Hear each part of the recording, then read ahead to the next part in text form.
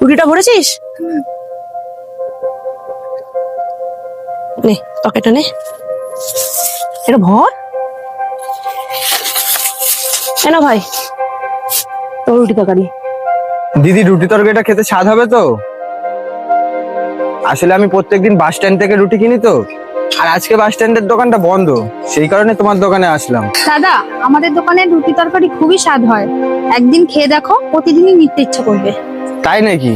তাহলে খেয়েই দেখি স্বাদটা কেমন, যদি ভালো লাগে তাহলে আবার আসবো। তা দিদি, এই রুটি তরকারির দামটা কত? 50 টাকা হয়েছে ভাই। আচ্ছা, আমি অনলাইন করে দিচ্ছি। ঠিক আছে ভাই, করে দাও। দিদি, হয়ে গেছে, চেক করে নিও। বোন, একবার চেক করতো।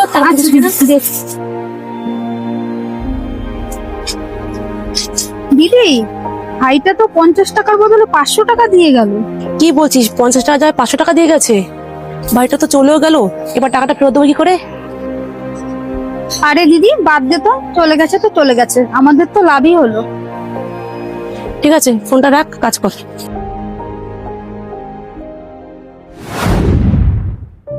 এ দাদা, রুটি তরকারি 50 টাকা।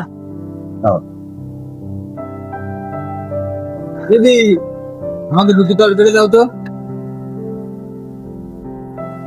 এ দিদি, দেখ ওই ভাইটা কালকে যে 50 টাকার বদলে 500 টাকা দিয়ে গেছিল না,